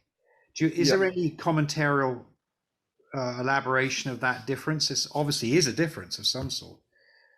You mean death from the exhaustion of the lifespan? Well, a difference. Yeah, I mean, earlier on we were talking about how karma determines lifespan in some beings, but obviously not in others, because there are two ways you can die. Yeah. You can die by lifespan, you can die by exhaustion of karma, or you can die by both. Yeah. So they are separate concepts, obviously, in the Abhidharma. Sometimes. Yeah. I have to confess, it's a little bit puzzling to me too, because let's see.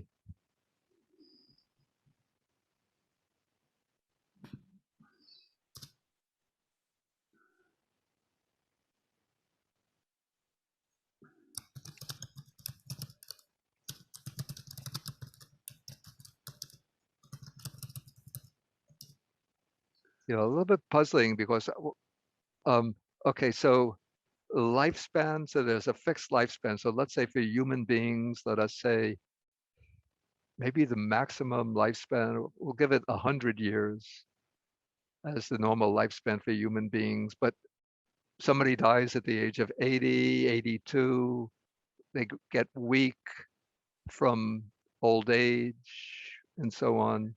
So that would be the expiration of the lifespan. So between 82 and 100 years is the normal human life. What I have trouble seeing is the difference between expiration, death through expiration of the karmic force, and death through the intervention of a destructive karma. Maybe the sense here is that somebody, I'm thinking like somebody gets killed in an automobile accident. You could say it was their karma that intervened and caused them to die prematurely, but that is the intervention of a destructive karma. Or maybe somebody gets an illness. Yeah, I'm a bit perplexed by this. I don't have a clear answer to the distinction.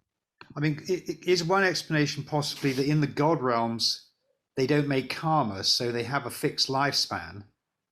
So there is no possibility of karmic consequence. Yeah, the gods also create karma. They do create karma, but their lifespan is fixed, and so they will pass away. I assume that they will always pass away at the end of their lifespan, but perhaps there are cases, I'm not so sure about this. Maybe it's the case that some of the gods pass away before they reach the end of their full lifespan. Somehow their karma gets exhausted before they reach the end. I have to admit, I'm not completely clear about these distinctions here. And could a god kill another god and cause an interruption? Could there be a destructive karma? There is something strangely like that. It's mentioned in the Brahmajala Sutta, the first sutta of the Digha Nikaya. There's a realm, I think it's a subdivision of the Tavatimsa heaven called those who are corrupted by mind. So it's said that sometimes these devas become angry with each other. And when their minds become filled with anger, then they exhaust their lifespan there, and then they pass away and take rebirth elsewhere. Okay, interesting. It's a bit of a strange idea, but that's what is said. Okay. Then a couple of sort of modern questions. With the advance of medicine and access to healthcare for some, we're having a longer lifespan. Yeah. This supportive karma, would that be understood like that? I think maybe you could say that, yeah, maybe it's a kind of collective supportive karma, which is enabling us to have access to various kinds of medical procedures and medicines that and nutrient supplements that enable us to live longer lifespans. Right. And then, how should we view organ donation in the scheme of rebirth? I don't see how it would have any effect on this particular scheme. Of course, somebody makes a determination to donate their organ. So that itself, of course, would be an extremely wholesome karma. But the organ will be removed and transferred to the other person who needs it after the person has died. And so at that point, their body is just a living organism. It's no longer a living organism. It's a deceased organism in which there's still enough vitality in the organ, say the liver or kidney, to be transferred to another person. Right. That's in the case of transferring an organ from a deceased person. If a living person donates, say, a kidney, again, I don't see any impact on our understanding of the process of death and rebirth here. Right. Thank you, Bhante. Then we have here the object of immaterial absorption of the time of death in a higher realm. Yeah. Is that object nirvana? No. In the case of the immaterial or formless absorptions, for the base of infinite space, the object will be the perception of the infinity of space. For the absorption into the base of infinite consciousness, it will be the perception of infinite consciousness. For the base of nothingness, it will be the absence, said to be the absence of the base of infinite consciousness, that is nothingness. And for the neither perception nor non-perception, it will be another immaterial object, but it's not Nibbana. Thank you, Bhante. After death consciousness has ceased, does the rebirth linking consciousness arise immediately, or is there a slight gap between death and rebirth? Yeah, this is an interesting question, and it's a question where my own personal opinion differs from that of the, quote, orthodox Theravadan Abhidharma system. According to the Theravadan Abhidharma system, immediately after the death consciousness occurs, then the rebirth consciousness springs up. But it seems to me from reports that I've read about people who have some recollection of their previous life and then can describe what took place at death and how they came into the present life, similar descriptions occur clear across cultures. They describe themselves as being aware that they're dying. Then when they're dead, right after they've died, they find themselves sort of detached from the body in a kind of ethereal or astral body, looking at their dead physical body on the deathbed. And then sometimes they even attend their own funeral, and sometimes they try to communicate with the living relatives, but are not able to connect with them. And then after the funeral or cremation, then they find themselves sort of wandering around in an ethereal zone and with no clear sense of spatial distances or the passage of time, until they find themselves attracted to a particular couple. Then they will hang around that couple until the couple has sexual relations. Then they lose consciousness and find themselves just absorbed into the woman's womb. And then the consciousness goes blank until the next thing they know it, they've come out from the womb at birth. Couldn't that be a preta? Couldn't that be a preta life in between? It might be, except that in the Buddha's text, the pretas are always depicted as living in a kind of miserable state, with a craving for food and water, but unable to get them. Whereas the people who report on these memories say that they, in that ethereal state, it was kind of completely neutral, not pleasant, not painful, but just without any distinct quality of being pleasant or painful. Right. But maybe it can be a preta state, and it could be that the usual description of the pretas as being afflicted with misery and suffering is exaggerated. Yeah. Thank you, Bhante. If karma does not find a suitable material form to inhabit, this is the same thing. I have heard that karma hovers above until the right conditions form for existence to take place. Is this true? Yes, I think this is what you were just saying. Yeah. Okay. And then finally, since the death process and the sense object that is taken up just before death are deterministically important, what can we do now to ensure that we have the best possible chance of a conducive environment at death? For many of us, death will likely occur in a hospital or care facility. Wait, my telephone was ringing, so I didn't catch Sorry, Bandy, this is a question. Okay.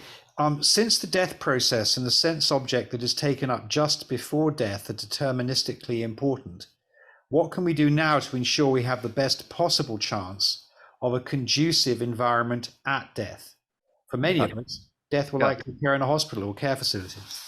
Yeah, that is the reason why it's so important that we do many wholesome activities while we're in fairly good health and active, that will create the conditions leading to a favorable condition, that will create the conditions that will be conducive to a desirable death and rebirth process when we're no longer able to, if we're no longer able to engage very actively in wholesome deeds.